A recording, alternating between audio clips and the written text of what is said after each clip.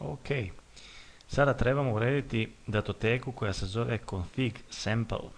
Ona se nalazi u WordPressovoj datoteci, u ovom folderu kojeg smo downloadirali sa interneta.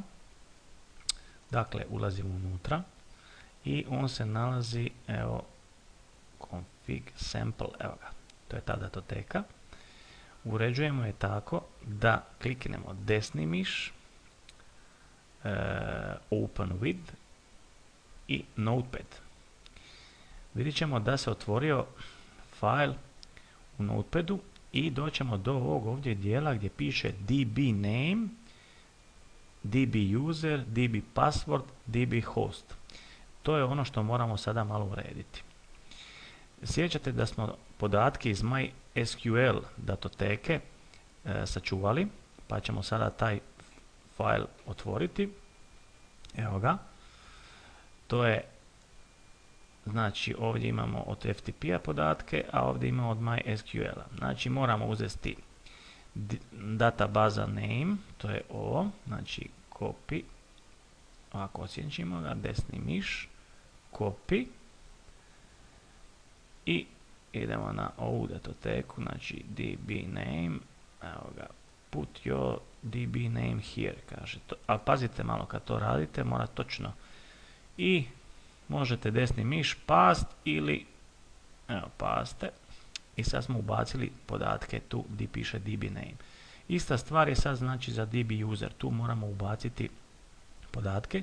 Idemo ponovo na ovaj folder gdje su nam podaci, znači evo ga, od user gdje piše, to su podaci, znači to je user, naziv usera, MySQL datoteke, copy, ponovo se vraćamo tu, desni miš, paste, to smo stavili. Password, možete ga utipkati ako je znate, a ako niste sigurni, najbolje prekopirati. Evo, password za ovu databazu je taj, copy.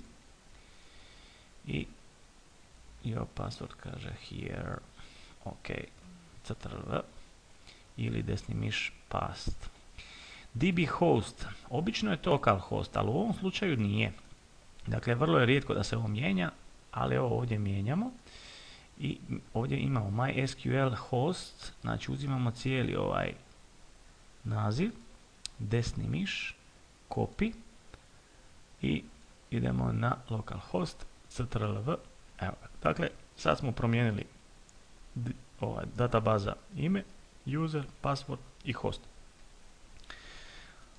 File, save. Zatvorimo sada slobodno to i zatvorimo ovu datoteku. Sada smo promijenili podatke u ovome failu, config sample, i još za kraj moramo samo napraviti rename, znači moramo promijeniti ime. Samo ćemo ovaj dio sample ili sample ukloniti, evo ga, znači izbrišemo, pazite da točka ostane, znači točka mora ostati i lupite enter, evo ga. I sad smo dobili taj config file koji je uređen za našu datoteku. Sada sve ovo treba uploadati na server, ali to ćemo odraditi u sljedećem videu.